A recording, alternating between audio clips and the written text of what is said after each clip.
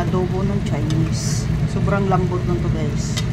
Inisa ko lang siya sa bawang, sibuyas, tapos mayroong loya, mayroong star anise, then ang ginamit ko palang toyo guys ay premium dark soy sauce. Ito yan siya guys, para hindi siya masyado maalat.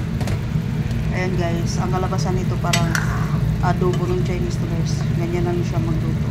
Pinalambot na po natin, tapos nilagyan na natin ng flakes, yung green onion.